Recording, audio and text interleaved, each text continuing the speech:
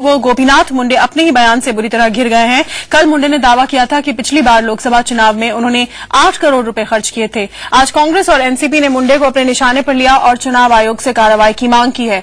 मुंडे महाराष्ट्र के बीड़ से सांसद हैं और लोकसभा में बीजेपी के उपनेता हैं। मुंबई में विनय सहस्त्राब्दे की किताब बियॉन्ड बिलियन बैलेट्स के लॉन्च पर गोपीनाथ मुंडे ने बहुत बड़ा खुलासा किया। खर्चीले चुनावों की बात करते करते मुंडे ने 2009 में अपने चुनाव के खर्चे का हिसाब खोल कर रख दिया।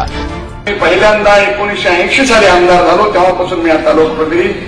पहिली निवडणूक मी 29,000 जिंकलो, ज्यामध्ये 22,000 निधी मला मिळाला। मला 7,000 रुपये खर्च करावे आणि गेल्या वर्षीची निवडणूक मी 8 कोटी रुपये खर्च करून इलेक्शन वाले नसतील तर, आणि आता इलेक्शन गेट झाली तरी मी आता काय 5-6 महिने राहिले।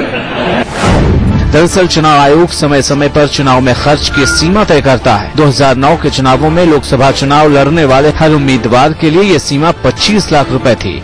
हर उम्मीदवार चुनाव आयोग के पास यह हलफनामा दायर करता है कि वो 25 लाख रुपए से ज्यादा खर्च नहीं करेगा और बाद में उसे खर्च का हिसाब किताब भी देना होता है। जाहिर है मुंडे ने भी यह हलफनामा दायर किया होगा। इसी आधार पर कांग्रेस ने मुंडे पर हमला बोला और कहा कि चुनाव आयोग को मुंडे से सफाई मांगनी चाहिए। Mr. Munde has gone over the 25 lakh limit by an nth number of times. Then I guess it is for Mr. Munde to explain his case to the Election Commission or the Election Commission to ask him.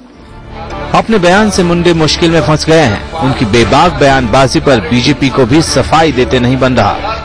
उन्होंने चुनाव प्रचार में अपने खर्च नहीं किए ये कहा है। उनका हमने देखा है कि इतने खर्च हुए हैं और तमाम तरह के होते हैं। एक कैंडिडेट पे नहीं, बहुत से कैंडिडेट्स की बात कर रहे होंगे, वो जनरल बात है। लेकिन ये बात सही है, इसीलिए हमारी जो कमेटी है चुनाव सुधार से संबंधित, उसने कई रिकमेंडेशंस की है। नकवी साहब कह रहे हैं कि मुंडे ने कई उम्मीदवारों की बात की, लेकिन मुंडे के बयान से साफ है कि वो सिर्फ अपनी बात कर रहे थे। वैसे इससे भी दिलचस्प और बेबाक बयान समाजवादी पार्टी के नेता नरेश अग्रवाल ने दिया। नरेश अग्रवाल कहते हैं कि चुनाव खर्च इतना बढ़ गया है कि नेताओं का ईमानदार रहना मुश्किल है। आज चुनाव जितना खर्चीला हो गया है उससे राजनीतिक लोगों को एक तरीके से ईमानदार रहने में बड़ी परेशानी हो रही है। हमें किसी न किसी की मदद लेनी होती, जब जिसकी मदद लेते हैं चुनाव के दिनों में तो फिर उसकी मदद करनी भी पड़ती है। अब उस मदद को लोग कह दिया जाता है कि लोग भ्रष्टाचार में लिप्त हैं। तो राजनीतिक लोगों की मजबूरी भी जनता को समझनी चाहिए। महाराष्ट्र में बीजेपी के विरोधी एनसीपी के नेता और गृह मंत्री आर पाटिल ने कहा है कि चुनाव आयोग अब फैसला करे कि मुंडे को अगला चुनाव लड़ने दिया जाए या नहीं। दरअसल जनप्रतिनिधित्व कानून 1951 की धारा 10A के तहत अगर चुनाव आयोग इस बात से संतुष्ट हो जाता है कि किसी उम्मीदवार ने खर्च का ब्यौरा सही नहीं दिया है, तो उस उम्मीदवार के 3 साल तक लोकसभा या विधानसभा का चुनाव लड़ने पर रोक लगाई जा सकती है। बीजेपी चुनाव सुधारों की दलील देकर मुंडे का बचाव कर रही है, लेकिन मौजूदा चुनाव कानून के मुताबिक मुंडे मुश्किल में पड़ सकते हैं। Abhishek Sharma, Mumbai, India news.